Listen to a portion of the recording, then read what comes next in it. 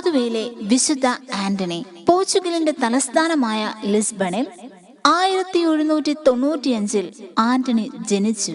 ജ്ഞാനസ്നാന നാമം ഫെർഡിനാൻഡ് എന്നായിരുന്നു.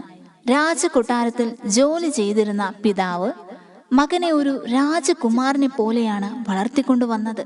15 വയസ്സുള്ളപ്പോൾ അഗസ്റ്റീനിയൻ സന്യാസികളുടെ മന്ദിരത്തിൽ ആന്റണി ഏതാനും കാലം താമസിച്ച് പഠിച്ചു.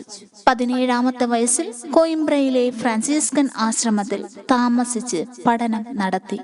അവിടെ താമസിക്കുമ്പോൾ ആഫ്രിക്കയിൽ സുവിശേഷം പ്രസംഗിക്കാൻ പോയിരുന്ന 5 ഫ്രാൻസിസ്കൻ സന്യാസികളെ ശുശ്രൂഷിക്കാനുള്ള ഭാഗ്യം ലഭിച്ചു.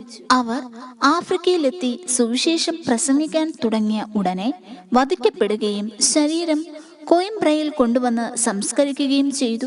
ഈ സംഭവം ധീരരായ ആ ഫ്രാൻസിസ്കൻ സന്യാസികളെ അനുകരിക്കാൻ ആന്റണിക്ക് ഉത്തേജനം നൽകി. 25-ാമത്തെ വയസ്സിൽ ആന്റണി ഒരു ഫ്രാൻസിസ്കൻ വൈദികനായി ആഫ്രിക്കയിലേക്ക് തന്നെ പുറപ്പെട്ടു. നീഗ്രോ ജാതിക്കാർ ആന്റണിയെ തൊട്ടില്ല. സ്വദേശത്തേക്ക് മടങ്ങാൻ വേണ്ടി അന്തോണീസ് ഒരു കപ്പൽ കയറി. എന്നാൽ കൊടുങ്കാറ്റ് നിമിത്തം കപ്പൽ ഇറ്റലിയിലാണ് എത്തിച്ചേർന്നത്. 9 മാസം ആന്റണി മൊന്തേവാപോള ആശ്രമത്തിൽ താമസിച്ചു.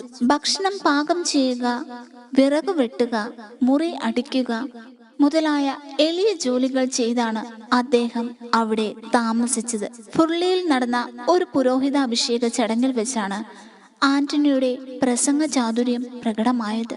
26-കാരനായ ആന്റണിയോട് ആ ചടങ്ങിൽ പ്രസംഗിക്കാൻ ആവശ്യപ്പെട്ടു. പ്രസ്തുത ആകസ്മിക പ്രസംഗത്തിന്റെ മഹാത്മ്യത്തെപ്പറ്റി ഗ്രഹിക്കാനിടയായ ഫ്രാൻസിസ് അസീസി ഇറ്റലി മുഴുവൻ പ്രസംഗിക്കാൻ ആന്റണിയെ മാറ്റി നിർത്തി. ഫാദർ ആന്റണി തെരുവീഥികളിലും കടൽ തീരത്തും പ്രസംഗിക്കാൻ തുടങ്ങി. വമ്പിച്ച ജനാവലി ആന്റണിയുടെ പ്രസംഗം ശ്രവിച്ചിരുന്നത്. ഒരു ദിവസം ശ്രോതാക്കളെ ആരെയും കാണാതായപ്പോൾ കടലിലേക്ക് തിരിഞ്ഞ് ഫാദർ ആന്റണി പ്രസംഗിച്ചു. മത്സ്യങ്ങൾ പ്രസംഗം കേൾക്കാൻ നിരയായി നിന്നു. ജലപ്രളയത്തിൽ സമസ്ത ജീവജാലങ്ങളും നശിച്ചപ്പോൾ മത്സ്യങ്ങളെ സംരക്ഷിച്ചതും ചില മത്സ്യങ്ങൾ ദൈവ തിരുമനസ് നിറവേറ്റുവാൻ പങ്കുവഹിച്ചിട്ടുള്ളതും അദ്ദേഹം പ്രസംഗത്തിൽ അനുസ്മരിച്ചു. ഒരിക്കൽ ആന്റണി പ്രസംഗിക്കാൻ തയ്യാറാക്കിയ കുറിപ്പുകൾ ആരോ എടുത്തുകൊണ്ടു പോയതിനാൽ അദ്ദേഹം പരിഭ്രാന്തനായി. കുറിപ്പ് മോഷ്ടിച്ചവന്റെ നേർക്ക് ഒരാൾ വാളൂരി പിടിച്ചുകൊണ്ട് വരുന്നത് കണ്ട് ഭയപ്പെട്ട് അയാൾ കുറിപ്പ് തിരികെ കൊടുത്തു.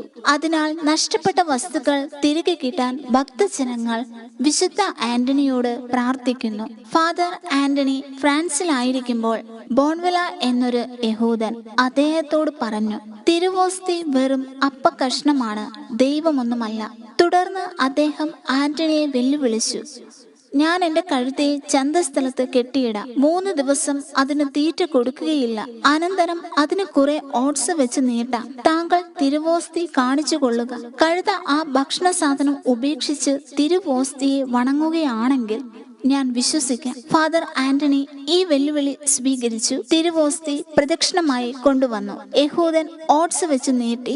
കഴുത ഓട്സിലേക്ക് നോക്കാതെ തല താഴ്ത്തി പിടിച്ച് തിരുവോസ്തിയെ വണങ്ങി. ഫാദർ ആന്റണിയുടെ, നമ്മുടെ അന്തോണീസിന്റെ താപോ ജീവിതത്തിന്റെ പാരമ്യം ഗ്രഹിക്കാൻ അദ്ദേഹത്തിന്റെ അന്ത്യകാല ചരിത്രം വായിച്ചാൽ മതി. ഒരിക്കൽ അന്തോണീസ് ഒരു വീട്ടിൽ കിടക്കുമ്പോൾ കുടുംബനായകൻ താക്കോൽ ദ്വാരത്തിൽ കൂടെ ആന്റണിയെ നോക്കി.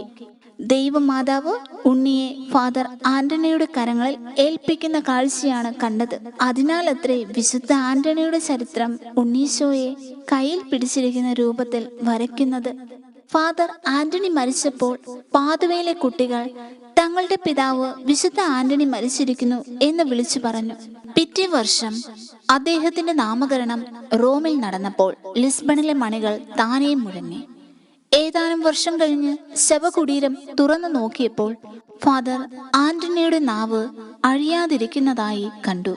വിശുദ്ധ ബോനവെഞ്ചർ അത് കയ്യിലെടുത്ത് പറഞ്ഞു, ഭാഗ്യപ്പെട്ടവനെ, നീ എന്തുമാത്രം ദൈവസ്തുതികൾ പാടി. 12-ാം പിയൂസ് അദ്ദേഹത്തെ വേദപാരംഗതനെന്ന് പ്രഖ്യാപിച്ചു.